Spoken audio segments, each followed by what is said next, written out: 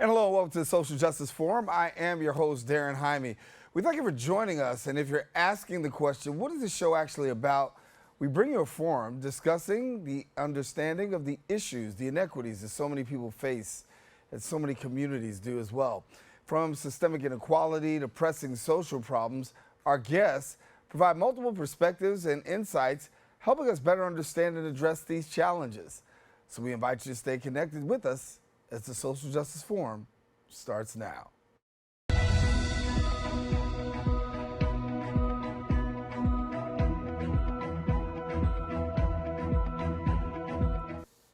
And welcome back. OMENA's mission is to prevent intergenerational trauma caused by emotional abuse by equipping children and young adults with essential social emotional skills. Now, their work has already impacted thousands of students and educators, providing them with the tools to recognize and combat emotional abuse effectively. Joining me to share their point of view on the matter, I'm joined by the founder and executive director of OMENA, Francesca, I want to say it right, Rallyson. How am I saying it right? Rallyson?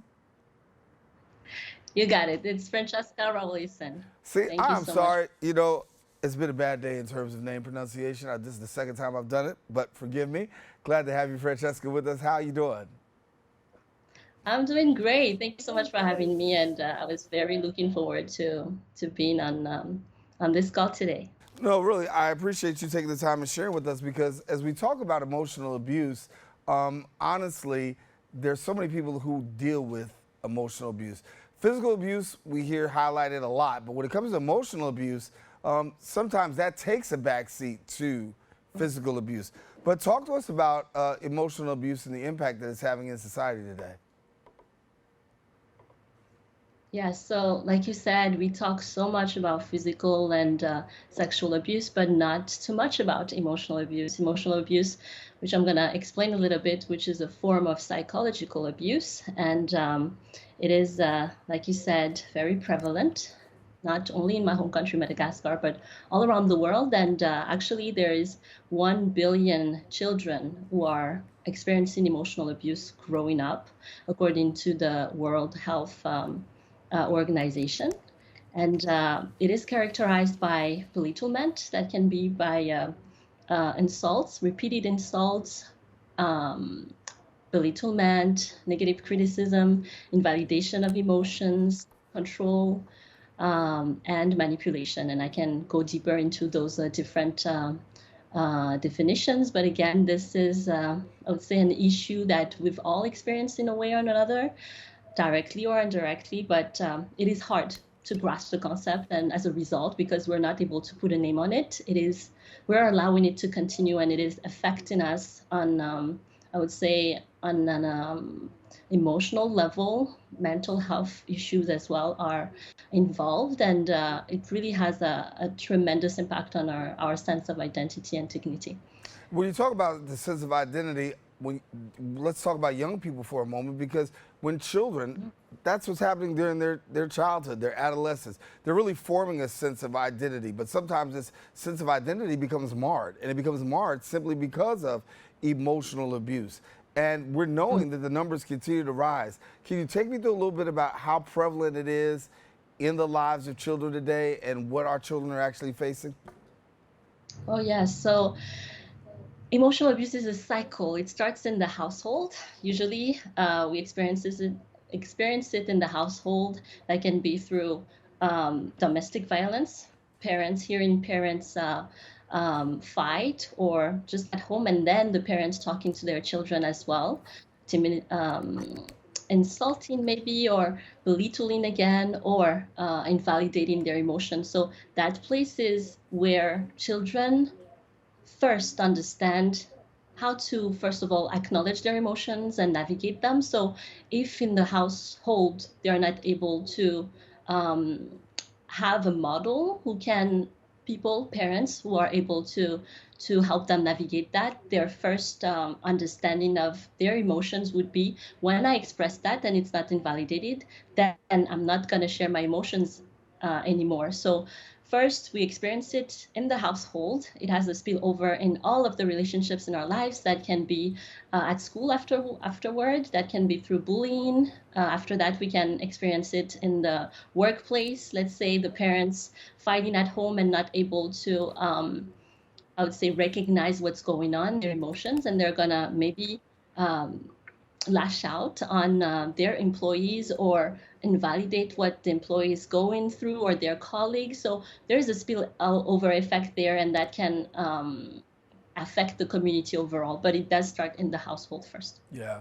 In case you're just joining us, we've got Francesca Ralison who's on with us, and she's sharing a little bit about the emotional abuse that so many people are actually out there facing. And she is the founding and executive director of OMENA. Let's talk about OMENA for a minute, because OMENA's mission is really to deal with the issue of emotional abuse. How's your organization taking this on? Yes. So where do I start? Emotional abuse, again, for me personally, was something that I've never recognized as emotional abuse. I could see all of the different signs, but I never could put a name on it because it was so ingrained in the culture where I grew up. So I'm from Madagascar, that's where I grew up. But then my studies in psychology allowed me to dive deeper into the concept of emotional abuse, also known as psychological abuse, and the impact on people's, again, sense of identity and mental health. And the mission of UMENA is, first of all, to help people recognize what emotional abuse is by putting a name on it, by helping people see the signs, the different signs. What does emotional abuse look like?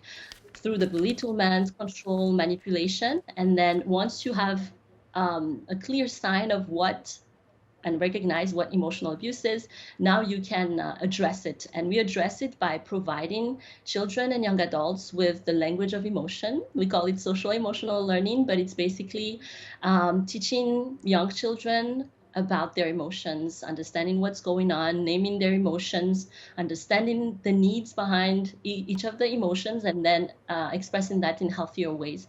We also teach them to build empathy and to set boundaries and to overall build a generation that is now more empathetic.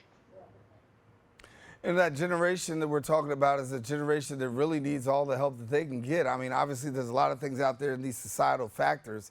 When you've got social media, you've got all external influences out there that are really impacting people that can take them down this emotional rabbit hole. But at the core of it, Francesca, we talk about emotional abuse. It's tied to the lack of a healthy relationship. I mean, many times when you don't have healthy relationships, this is a byproduct of not having healthy relationships. So can you give me a little bit about your organization? How do you tackle the issue of healthy relationships, building healthy relationships, so that way we don't end up in a place of emotional abuse? Exactly. In places where you see the unhealthy behaviors as a norm, let's say jealousy or control or just belittlement or name calling, if that is the norm that you see when you grow up, that's what you are more likely to perpetuate. And again, emotional abuse can be very subtle. It can be by, again, invalidating people's emotions. And that can be, let's say, I'm going through something specific. And for me, it matters to me and it hurts me at a certain level that compared to someone else, it might not be the same. But through what we share, through what we do at UMENA, it's the understanding that everyone's emotions are valid and that we we can feel whatever we feel, and that's okay. And there is a message behind that, and understanding that we are human beings and that we can experience different things at different levels is at the core. And also understanding that we're all different. So one of the things through the research that I found was that systems of oppressions in the case of Madagascar or in different places, racism, patriarchy, sexism, they have perpetuated the cycle of it is an yes, it is exacerbating emotional abuse and making it that it is perpetuated. Also, dominant narrative. When we talk about dominant narrative, meaning that if there is a place where a narrative, um, if there is something that is said to be normal in terms of the culture, a dominant culture, um, um, can I say this again? I'm Well, like lost a little bit no, in my it's okay. thoughts. I can jump in. We're even now. I made the mistake earlier. You got lost, right? We're good. Let me ask you this: when we talk about support, right? Mm-hmm. This requires a lot of support because there's so many people who are masking it, so many people that are dealing with it. So let's get into the area of support and support that your organization provides, given the fact that there are so many people who are diagnosed with emotional abuse, and then you have another population of people who really have not been diagnosed but walk with this every day. So talk to us about the support that's provided through your organization for persons who experience this. Yeah, so there's a lot of organizations that we are working with. We are partnering with organized domestic violence. We are partnering with domestic violence organizations, and they are focusing on post-abuse. So they are helping providing shelters or legal help to the victims of emotional abuse. For Umena, we are more proactive, so we are more on the preventative side of things. So what we are providing is a training that gives people the understanding of, first of all, what emotional abuse looks like. That can be understanding the signs, understanding the causes, which are, like I said earlier, because of systems of oppressions and dominant narratives that makes it that emotional abuse is perpetuated in different places. And we also provide them with what we call social emotional learning, which is the language of emotions. And when it starts with really understanding ourselves. When people are told repeatedly that they are not enough, that what they do, that they're stupid, or that what they do, Does it or matter? criticize, yes, doesn't matter, or criticizing, doing, having doing hostile sarcasm regarding their body, for example, or that would undermine their dignity, that would lead to, in the long term, um, having impact on their mentality, their mental health, basically. So that form of emotional abuse, first of all, if we cannot put a name on it, we are not going to be able to even recognize the consequences of that. So the work that we do is to shed light on what emotional abuse is, so that we have people have more agency to address it, and they do that with the social emotional learning tools that we provide them. So those tools are ranging from understanding their emotions. We have a wheel of emotions with all of the different emotions that are existing, and we have also a guide in terms of what are the needs behind each of the emotions, and then they get to express their emotions with what we call I statement, for example, meaning that I'm going to share what I'm feeling right now versus blaming you and saying you're selfish by doing this. Instead, I would say I feel hurt when this was said, and in that sense, we are building a conversation and healthier conversation and how do you say that, interactions based on empathy and understanding. So that's at the core of what we do. And the educators, they do practice that throughout the year, and then they share that knowledge around them as well. It's pretty common practice that most organizations and most corporations have to really deal with the area of sexual harassment. You have sexual harassment training. Some stuff is mandated by the state. But when we talk about the issue of emotional abuse, that's not always so mandated. But if a corporation, a business, an entity decides, I want to be able to provide some sort of training and or an awareness moment. How do they go about doing that and developing that within their own context? Mm-hmm.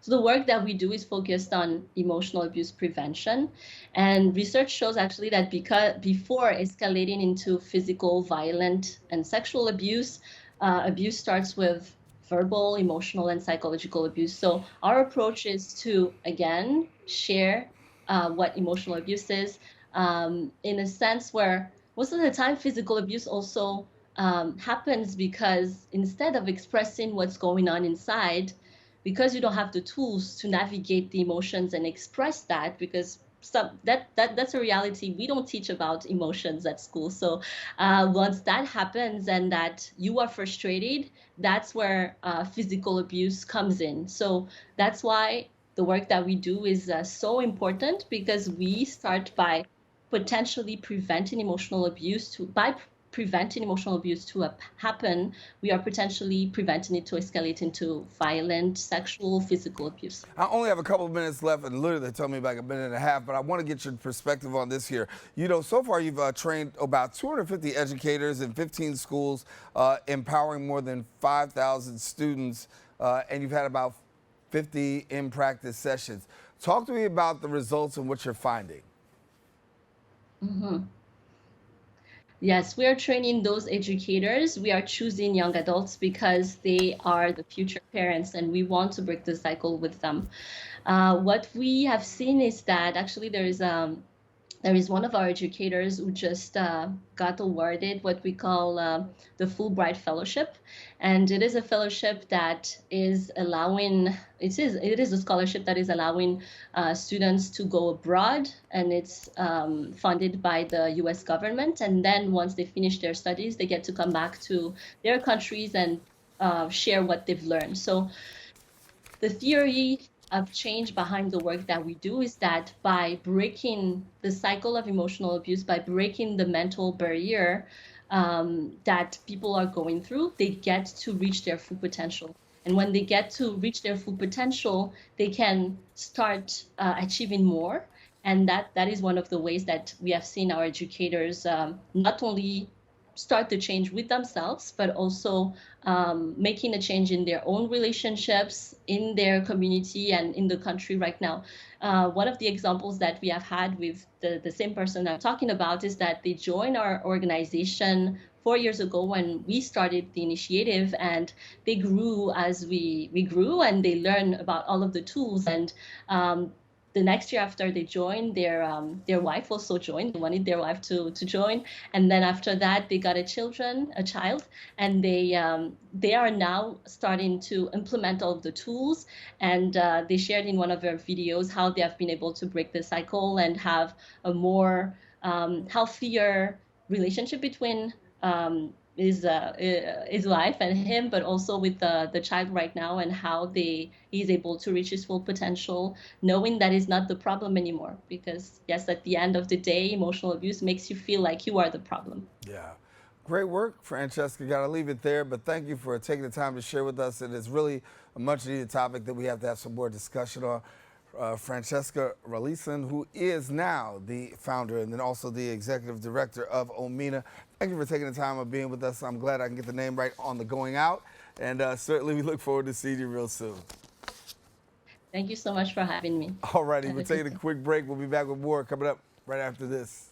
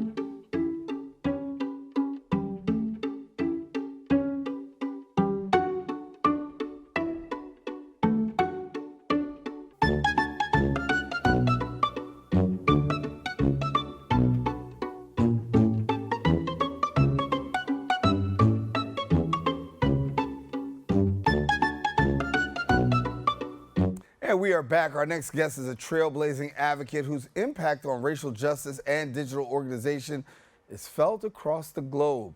From her groundbreaking work in the White House during former President Obama's term to her role in founding Freedom March NYC, which is one of the largest youth-led civil rights organizations, she's been at the forefront of transformative moments. Our co-host, Kim Aline, sat with the social impact strategist, Chelsea Miller, to discuss more. Now, I want to learn a little bit more about you. So, can you tell us, how do you believe your generation's approach to activism differs from previous generations? And, how do you fit into that as well?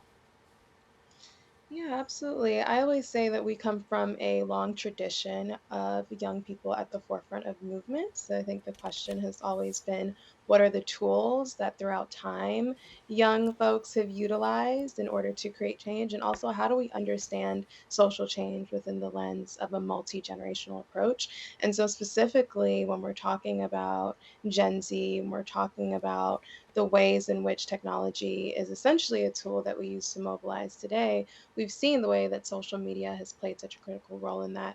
We see the way that our definition of community has expanded even beyond locally to national conversations, to global conversations, and really making sure that we are holding ourselves to account, but also institutions, right? Governments, leaders, to how we want to see the world and the work that's required to do that.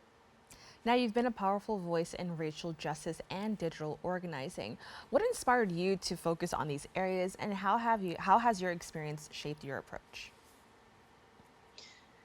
I always say that I did not necessarily choose this work. I feel like this work, in a lot of ways, chose me because of my experience as being first generation American and being raised by a mom whose background is in social work. And so, for me, at a very young age, I was exposed to a lot just navigating New York and being from an immigrant family and seeing so many of the disparities. And so, I have always felt a responsibility to not be the exception to what it looks like to be, a young Black girl navigating this city that I'm from, but also this country. And so by default, I think that this work has really called me. But I would say on the digital organizing side, that really was birthed through 2020 with the development of Freedom March NYC and the realization that because so many people were, of course, quarantined at home, the responsibility of digital organizing as a tool of disseminating information and being able to create change in real time and in real life.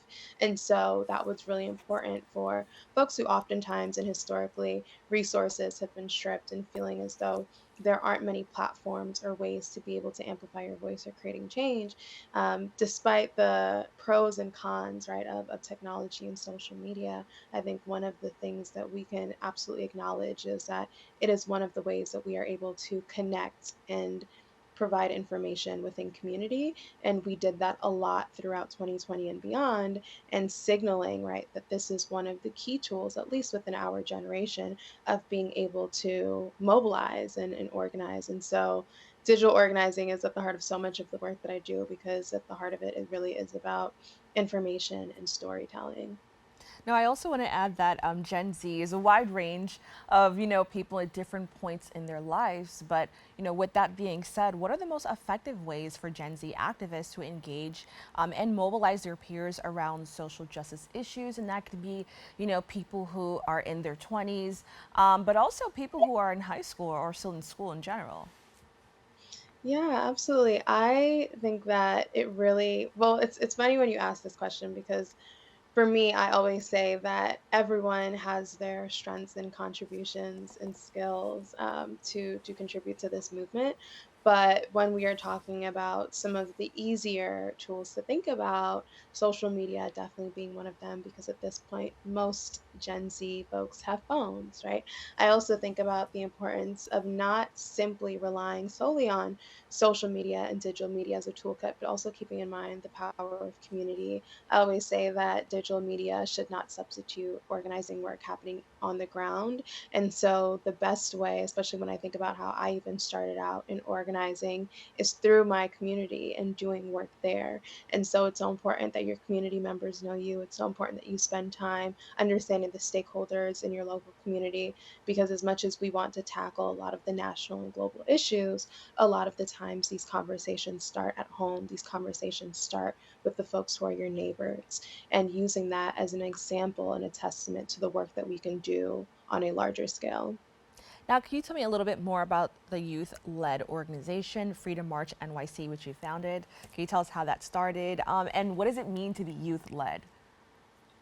Yeah, absolutely. So, Freedom March NYC, we were birthed during the George Floyd protests of 2020 and organized some of the largest protests to take place in New York, but also the country. We spoke at the March on Washington. We have launched media campaigns to galvanize young people around civics and voting and understanding our history. We have worked on policy issues. We have worked with elected leaders on creating change and thinking about what that looks like within the context of civics and protest and demonstration and the ability for young people to exercise their First Amendment rights. And so a lot of our work has spanned between being on the ground and showing up in the movement to also that media piece and the storytelling piece. And so when I think about the work of Freedom March NYC, it really is grounded in community, is grounded in this idea of how do we show up sustainably to do work. And when we talk about the fact that we are youth led, we are a team that is led by young people. And so in that, we show up unapologetically, and we really do make sure that at the center of our work that young voices are amplified and that resources are provided, to be able to support young people, whether that be through trainings, teachings. We've launched freedom summer campaigns focused on educating young people on how they can organize in their communities. We have done so much work that has centered young people at the heart of what we do, because we really do believe that when we talk about systems change, when we talk about generational change, young people have historically been at the center of that. I definitely want to add that as well, because that is something that I've noticed. Even, when we talk about civil rights movement in America, we've seen there were young people, teenagers, who were like, "Hey, I'm not getting off the bus," or "I'm going to take my seat," and kind of know my rights and what I have as a human. So I definitely want to point out that young people have always been very active when it comes to social justice and understanding what they deserve as people. With that being said, as we evolve, what are some ways that, older adults and just adults in general can better support youth who want to be more involved in social justice? Yeah, absolutely. Well, one of the things that you said, and I'm happy that you mentioned it and spoke about the civil rights movement, because this year actually marks the 60th anniversary of Freedom Summer of 1964. And so we know that, again, there is that tradition of youth organizing that has continued to be a part of the story. And so, something for us to be mindful of is, of course, how do we continue to preserve those stories and that legacy of change?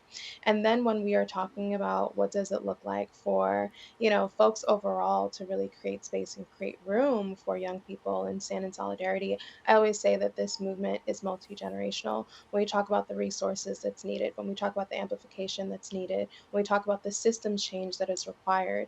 And so I think it really is about understanding how do we leverage all of the tools that are at right our disposal to be able to do the work that is required across racial justice, across climate change, across equity, across the ways that we are thinking about the future of our world and social change. And so I think all of these conversations are connected. And I always say that one voice being at a table does not remove the importance of another. And so when we are at tables and when we are in conversation, how are we making sure that everyone is represented there in that moment?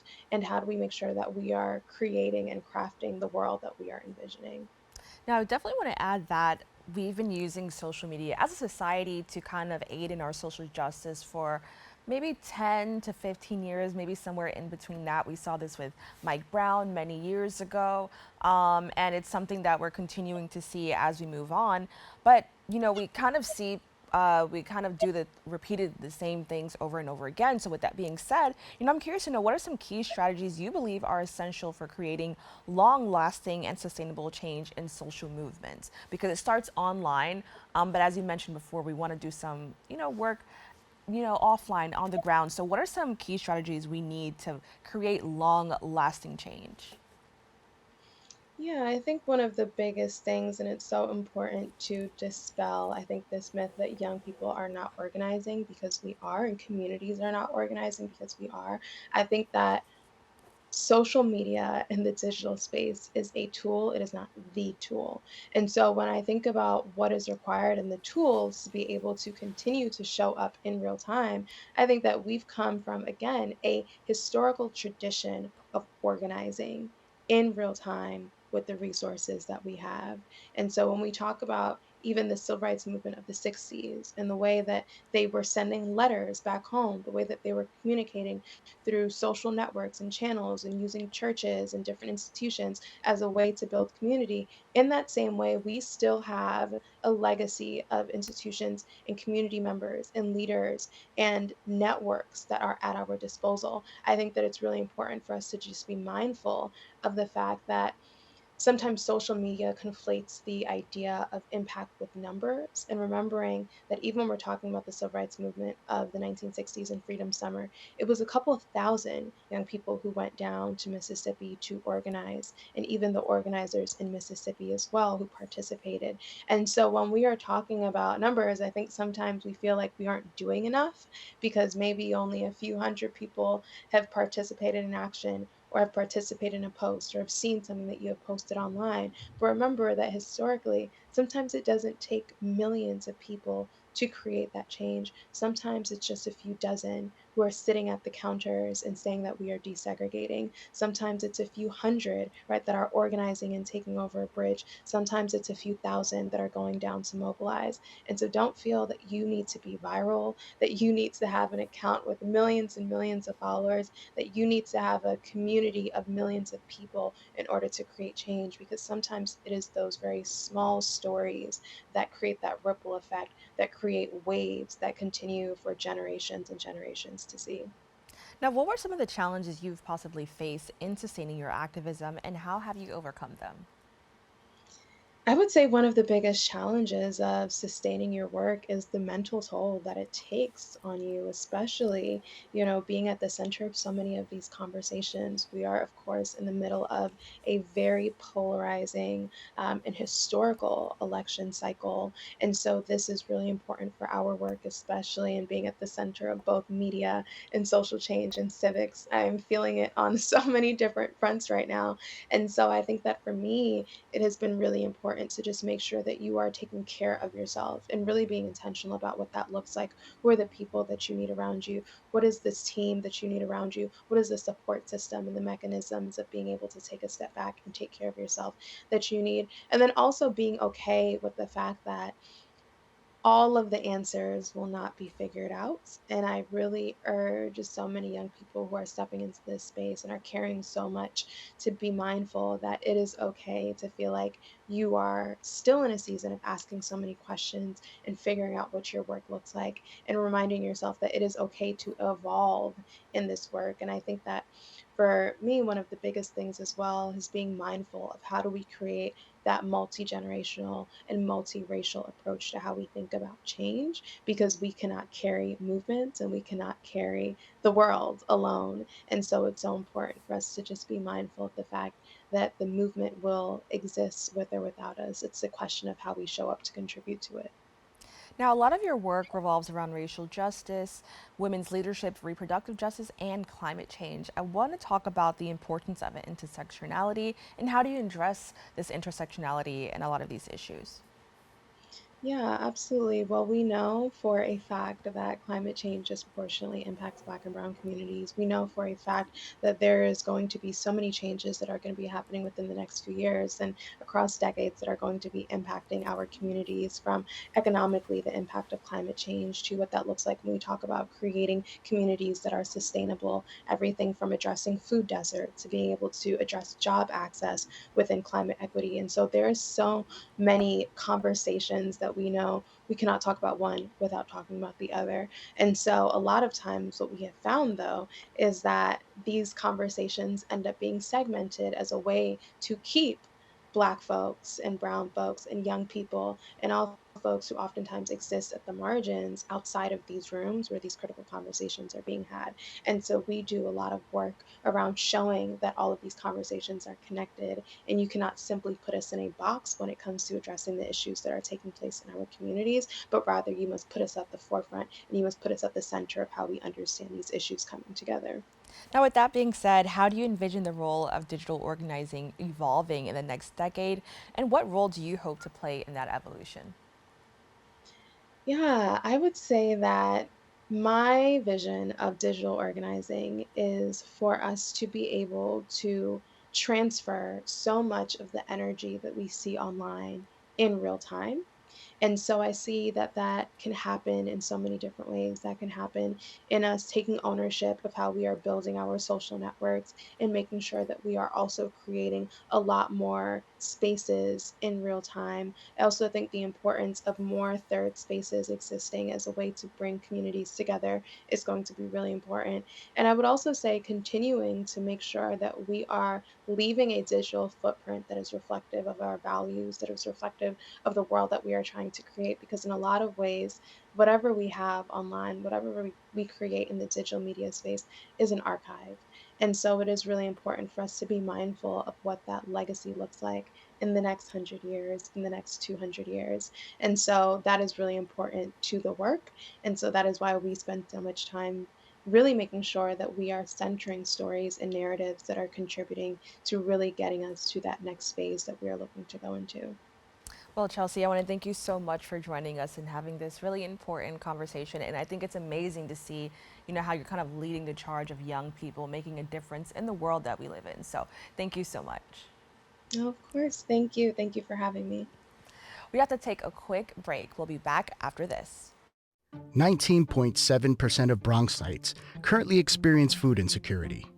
Meanwhile, instead of these nice, colorful foods, this is the best food that they have access to. If this sounds like you, there are a bunch of resources to get healthy food for free or cheap. If you want to help, you might consider donating or volunteering in one of these places. Community fridges like this one are all over the city and allow New Yorkers to conveniently donate extra food to people who might need it. Go to this link and find your nearest one. Food banks and pop-up events like these provide millions of healthy meals to families in need. These organizations are distributing meals to Bronxites as we speak and are always accepting donations and volunteers.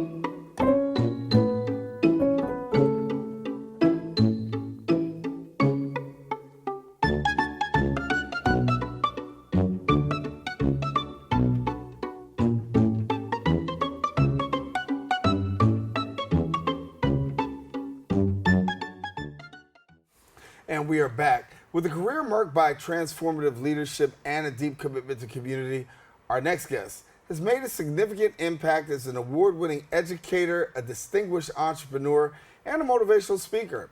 Her passion for empowering youth and supporting women dealing with the challenges of having incarcerated spouses underscores her education, or I should say her dedication to fostering hope and change. And joining us now is author and entrepreneur, Crystal Giovanna Ferguson, and good to have you. Thank you for having me, Mr. Daren. It's a pleasure to have you. And certainly your story is an inspiration, I think, of really helping people to navigate through some of the toughest seasons in life. And particularly, there's a lot to talk about, but I'm going to start off talking about, just work with, incarcerated women and spouses, because there's so many people who are dealing with mass incarceration and the families. And it's often said that when a person is incarcerated, the whole family's incarcerated. Correct. And you're doing a great job of helping with families. Yeah. So talk to us a little bit about that. Thank you. Yeah. So my name is Crystal. Yes. And I'm the co-founder of Loving You Into Freedom. It is a nonprofit dedicated to being the ultimate wellness perspective for justice-impacted families. My partner, who is the co-founder, we realized a lot of people don't have such support. And sensitively, having a loved one that's incarcerated, there's a lot of judgment, isolation, and shame attached to it, especially when you're communicating with people to say, this is what we're going through right now. And Toni Morrison said something very critical. If there's a book that you want to read and you can't find it, write it. And so that's why we created the blueprint, because from what to where to a visit, I didn't know. Right. To bring money to the visit, I didn't know. So the first meeting, we reconnected. He and I were high school friends, and I didn't know that he was incarcerated. He didn't know I was looking for him, and it just so happened one of our friends, our mutual friends, told me where he was 6 years into his sentence. And so me popping up, I'm just like, what's up with my friend, you know? And so we're sitting there, and I don't realize that, there's a vending machine, you could buy certain things, but I just didn't know. And I wondered how many other people, women, family members just don't know how to navigate that. And so Loving You to Freedom was born to give people that perspective, but from a loving and warm place. So, yeah. So you take this book and you put it out there for people to really get an understanding as to how to really navigate some of the challenges that you've actually experienced and just really going out and helping a friend. But as you talk to other people, what were some of the things that you were learning throughout the journey? Wow. That it doesn't matter how much money you have in your bank account, the shame attached to it, whether you have $5 or $5 million, the circle of isolation is vast. And I got to meet people that were on a different level socioeconomically, and they were experiencing the same amount of shame as somebody in the PJs was. And so I realized, this is a universal issue, right? And how do we actually not be strangers in this world navigating it together? Because the numbers reflect there are currently 2.3 million people that are incarcerated right now in the United States. And then if you have at least 2 to 3 people that love you, you're close to 10 million people that are affected by it right now. So how are we just going through life not realizing that me and you might have that commonality, but we just don't talk about it? And the more I spoke about it, the more people will be like, oh, me too. My uncle, my brother, my mom, I was born in there. It's like a ripple effect of commonality. And it's an unfortunate commonality, right? We shouldn't be experiencing incarceration at this level where it's so common. But that's one of the biggest lessons I realized. It's almost like everybody that I know that I've come into contact with, no matter if you're rich, poor, white, black, yellow, whatever you're going through, some kind of touch point to incarceration. Part of your journey is that you now consider yourself a hope dealer. You're termed a hope dealer. How do you define a hope dealer, and where did that come about from? Hope, I've always been a hopeful person. My mother could tell you, I'm like a bubble of energy and joy. Right. And I believe that things work out for your good. And so I feel like just the mode of inspiration and empowering people to know that there's beauty on the other side. I've been telling people this is my year of completion right now. In 2017, I was supremely depressed. But I still, in the midst of that, kept pushing, kept fighting, kept pouring. And now it's just I get to see the beauty on the other side. And so I think just perspective is very important when it comes to just being a hope pusher. Because you could push many things, but I think hope is the avenue for me. As you have this hope, obviously you talk about your personal journey somewhat. What was it like through this personal journey? Share with us a little bit about, the background that really got you to where you are today. The background, I don't know. I've had a myriad of experiences, like professionally and personally. And it's like, have you ever heard of Dubai in terms of like they've taken the greatest parts of like different countries to be able to formulate? Right. That's what has like my life has become, just taking all the good parts from, and not even all the good parts, just all the parts of my life and like literally just building myself up. I have a story for everything. Everything is connected for me. And I think it just speaks to who I believe God is and how I believe what God says about me. And that's how I just choose to show up in the world. And for yourself, obviously, the message is not just, look at my life, but now look at yours, right? Yep. What can you do with yours? So share with us a little bit about the book, and anybody who reads it, what are they going to get? They're going to get literally a step-by-step guide, whether you're pre, during, or post, to be able to help somebody transition, what it is to speak life into someone over the phone, how important it is to actually communicate with your loved ones, what to say, what not to say, how to prepare for a transition, how to sustain a relationship if somebody has life in prison. And then, can we open it? Absolutely. Okay. So like, by the way, I want you to know we talked about the book already. This is the first time I saw this, but this won't be the last time. I'm just gonna leave it like that. We talked about that before. I get That part. So it's a huge book, but this is just the oversized coffee table read. Right. But each of the I'm just going through it. Sure. But the table of contents is where I want to start. Okay. So we have an overview of the issues, understanding what it is to be like sentenced, what that means. Because if you don't know what that means, you can get like really scared. But if you're more prepared with the information, then you can know how to navigate it. Right. Coping on the outside as like a loved one. Talking about the importance of friendships and relationships. Insights from people who were formerly incarcerated or currently incarcerated. The feedback loop is more of like what was going on with me, at the same time what was going on with my partner while he was inside. The new normal, understanding prison, how to speak to correction officers, what not to say, how to understand the structure. The availability of spiritual practice. Most people find a spiritual practice while they're incarcerated. And so just empowering that and being available as a resource, managing the ups and downs, the emotional, just the emotional flow of that whole process. Advocates, legal advocates, education. My partner got his degree while he was incarcerated, but there are also other ways for you to be educated while in prison. How to look forward to parole and probation, how to prepare for your release, and how to get to the money, right? Because most people transitioning from incarceration aren't given like a handout to say, here's a great job for you. So I talk about entrepreneurship and what opportunities are available now in this present day for you to be able to utilize your expertise in prison and like what you've learned in prison to become an expert on the outside for that. And then just continuing to say that love is liberation. So when you feel loved, you operate differently. If you feel a lack of love, you operate differently. So just really empowering that. And so that's the book, right?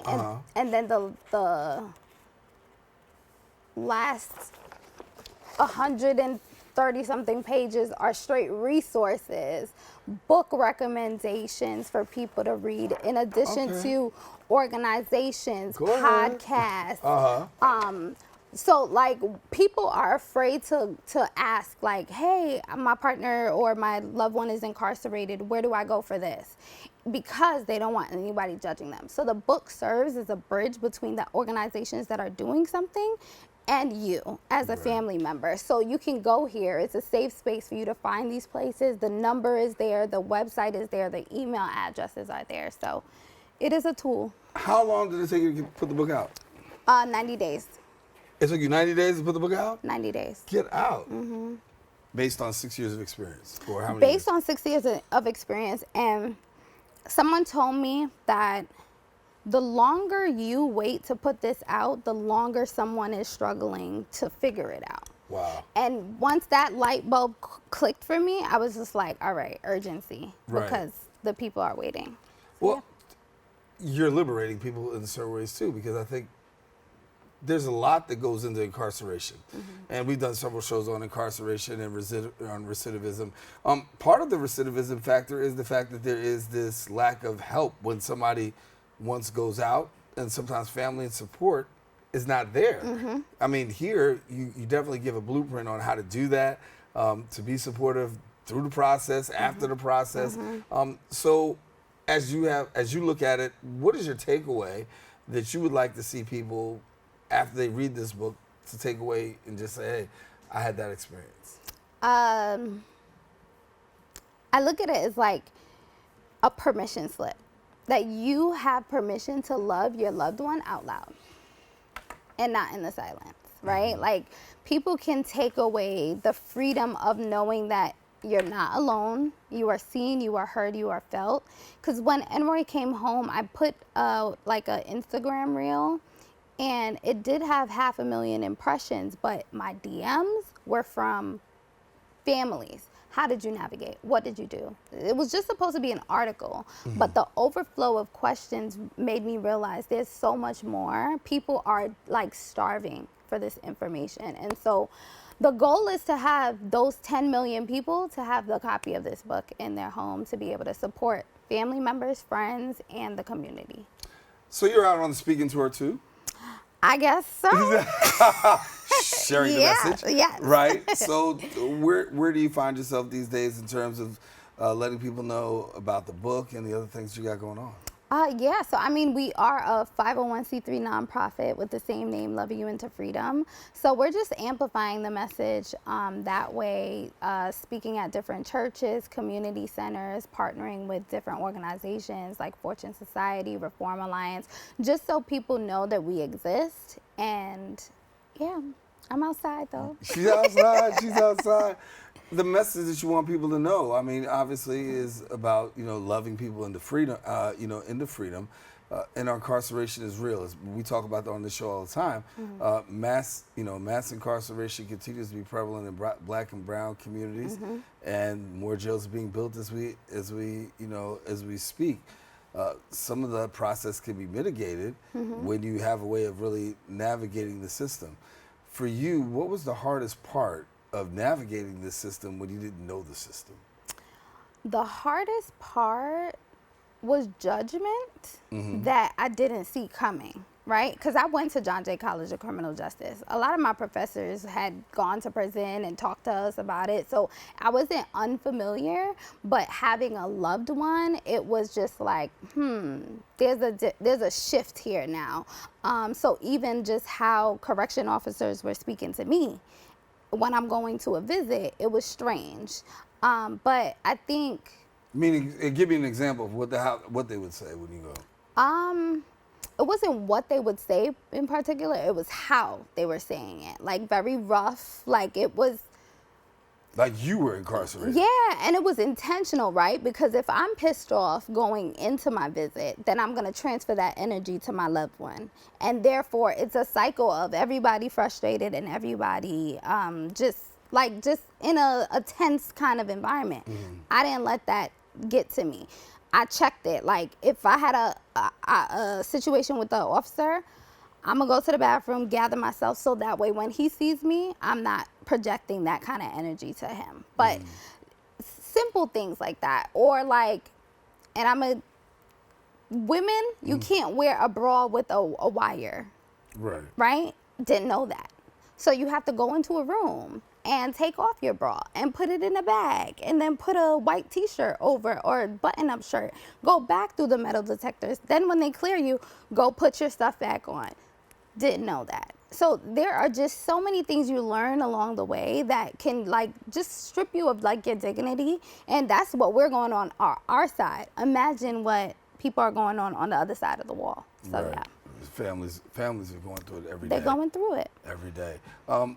we didn't get a chance to talk about the fact that there's also some transportation that you got going on. Yes. You got a transportation business in that. Yes. And I found it to be a unique story when you shared it with me, a little bit about how you got into this transportation. So share about it. Yeah, so Elegant Chauffeurs is a luxury boutique transportation company. We've been in business for 7 years.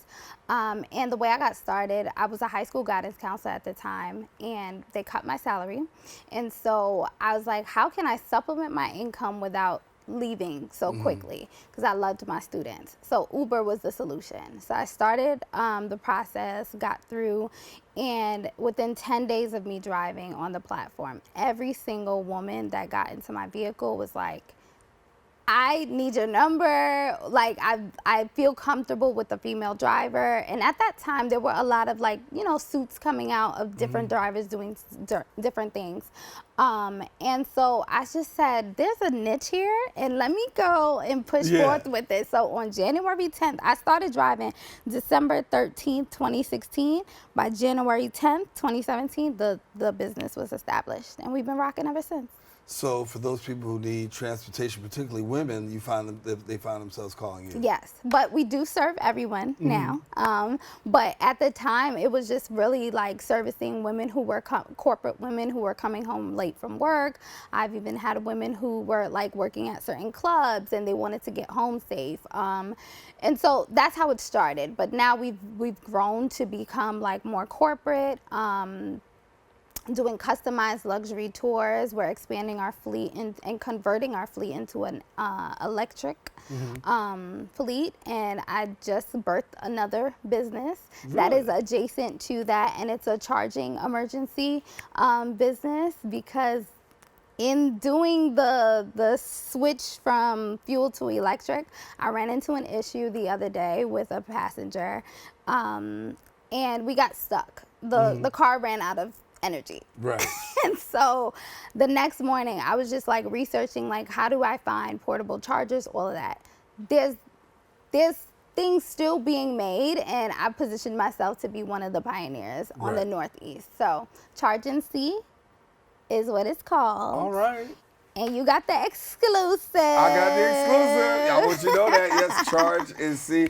And I know about the electric chargers, and that's a very good thing to get involved in. And yes. Really, it's and when we really look at it, you're really at the forefront of it, because there's so many people who have cars but need chargers, and there's so many communities that as we begin to go electric, will definitely need it. So you're ready. You got boots on the ground. Yes. I like that. Yes. All right. Well, listen, for people who want to get in touch, what do they do? How do they go about finding you and the work that you got going on? Yeah, okay, so a couple of different places. My personal website is crystaljferguson.com, but then our organizational website is lovingyouintofreedom.com. Okay. And then Elegant Chauffeurs is elegantchauffeursllc.com.